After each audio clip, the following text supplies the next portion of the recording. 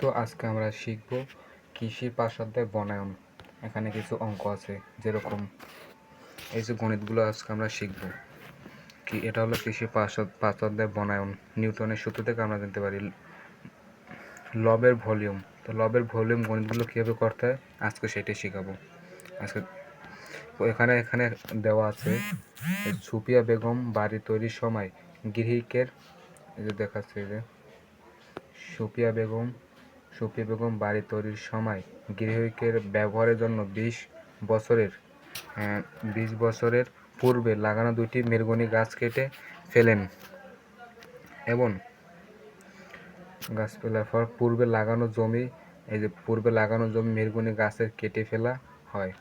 গাছ দুটি কাটলে সময় শ্রমিক কুঠলে ব্যবহার করেন এবং তার গাছ থেকে 2টি গাছের দৈর্ঘ্য ছিল। প্রথমটা দেখা যাক। প্রথমটা ছিল 8 মিটার। তবে আমি অন্য কালি দিয়ে দেখাচ্ছি, এই যে হলুদ কালার। এর পরেরটা ছিল বের ছিল 2 মিটার।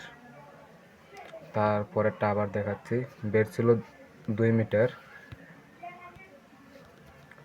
তারপর বের 2 মিটার, মাঝের অংশ, গাছের যে মাঝের অংশ ছিল 2.5 মিটার। তারপর কালি চেঞ্জ করে দেখাচ্ছি। তারপর যে মাথার একেবারে উপরে যে বড় বের ছিল, এটা ছিল 3 মিটার। অতএব বোঝা গেছে। এই ছিল আমাদের মূল উদ্দীপক। এখন গ নাম্বারে বলছে, এখানে গ নাম্বারে, এই যে গ নাম্বারে দেখানো হচ্ছে সুফিয়া বেগমের একটি গাছের ভলিউম নির্ণয় করো। এখন আমরা দেখব ভলিউমটা কীভাবে নির্ণয় করা হয়। তো দেখা যাক ভলিউম কীভাবে নির্ণয় করা হয়। তো এখানে অঙ্কটা এখানে গাইডে দেওয়া আছে, তো সবাই এটা দিতে পারেন। এটা হলো বইয়ের যে অঙ্কটা আছে, সে অঙ্কটা কীভাবে করতে হয়। তো এখানে যে দেওয়া আছে, এই যে কালি দিয়ে দেখাচ্ছি,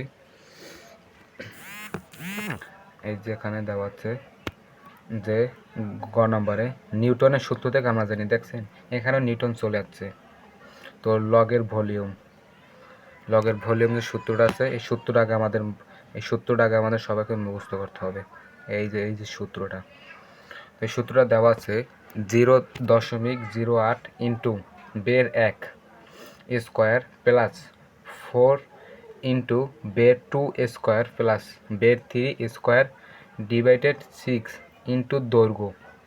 এই দৈর্ঘ্যের মানগুলো উপর সব জায়গায় দেওয়া থাকবে। তো মানগুলো এখানে দেওয়া আছে। এই যে বের 1, এই যে কালি পাল্টে আমরা বুঝাচ্ছি। এই যেখানে বের 1 চাচ্ছে, এই বের 1 হলো এই হলুদ, এই বের 1 এখানে দেওয়া আছে। তো এই বের 1টা এইভাবে আমরা নিলাম। নেওয়ার পরে এলো বের 1-এর মান, 1-এর উপরে মান দেওয়া ছিল, সেই মানটা কত 2.21 মিটার। বের 1-এর মান কত 1 মিটার। তো এইভাবে আমরা এই যে এখানে দেওয়া আছে বের 2 মাঝখানের বের 2 থাকতো, কিন্তু এই যে বের 2 আছে, এইটা হলো কি মাঝখানের মাঝখানটা পড়ছিল না, মাঝখানে বের উদ্দীপকের মান দেওয়া আছে। মাঝখানে বের মান কত, মাঝখানে বেরের মান হচ্ছে 1.25 মিটার। তো এইভাবে যদি আমরা দেখে থাকি বের 3, এই বের 3 হলো এই বের 3 স্কোয়ার, এই মানটা। তো এই মানটাই সূত্রের জায়গায় বসবে। তো বের 3-এর মান হলো 1.5 মিটার। তো এখন সূত্র সমান মান যেমন দেখতে পাচ্ছি, এই যে মানগুলো দেখানো হলো, এই মানগুলো উদ্দীপক আছে। এই যে উদ্দীপকে দেখা যায় যে 2টি কাঠের সময় 8 মিটার ছিল, চিকন ছিল, এগুলো দেখানো হয়েছে। তো দেখানোর পরে যে বেরের মিটারটা, এই যে আমাদের দৈর্ঘ্য হচ্ছে গিয়ে 4 মিটার। এই 8.2 ভাগ করলে 4 মিটার। এই সবগুলো মান আমাদের এই জায়গায় দেওয়া আছে। মানগুলো দিয়ে এখন সূত্র সমান মান বসিয়ে দেব। এই যে সূত্র সমান মান বসানো হয়েছে, এখানে দেখলে বোঝা যাবে। তো আমরা কালি দিয়ে দেখাচ্ছি যে এই সূত্র, ভলিউমের সূত্র ইকুয়াল টু মান। এই যে এই সূত্রটা বরাবর একটা মান বসবে। এটা হলো মূল সূত্রের মান, উপরের সূত্র, এটা হলো সূত্রের মান। ওই উপর থেকে আমরা মান নিয়েছি, এই মানগুলো এখানে বসানো হয়েছে।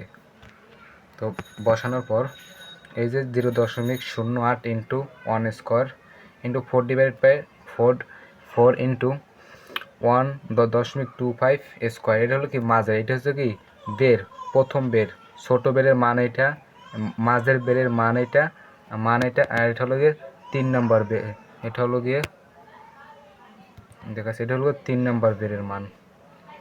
আর এই যে 4 মিটার হলো এগুলো, এই হলো গিয়ে দৈর্ঘ্যের মান। এই যে 4-এর কালি পাল্টে দেখাচ্ছি, এই যে 4-এর মানটা এখানে গিয়ে বসছে।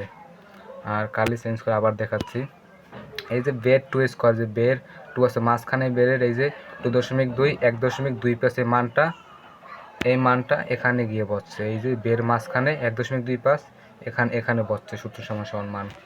তো এইভাবে পর্যায়ক্রমে যথাযথভাবে বের 1-এর মানটা আমরা দেখাই। এই যে উপর থেকে দাঁড়ান দেখানো হচ্ছে, এই যে বের 1-এর মান, এই যে বের 1-এর যে মানটা, এই যে 1 মিটার সূত্র, এই জায়গায় 1 মিটার এই বসছে, 1 মিটার স্কোয়ার। তো সূত্র সমান মান বসানোর পর এবার আমরা দেখতে পারবো এবার ক্যালকুলেশন, এই ক্যালকুলেশন করা হলে অঙ্ক শেষ। তো ক্যালকুলেশনটা এখন আমরা করব, এটা ডাইরেক্ট ক্যালকুলেটরেও করা যাবে।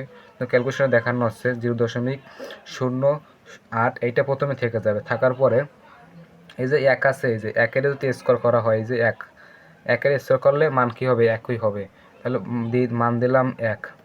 এরপরে আছে 4 × 1.25 স্কোয়ার, এই যে স্কোয়ার মানটা, এই মানটা যদি আমরা 1.25 যদি স্কোয়ার করি তাহলে উত্তর আসবে 1.56।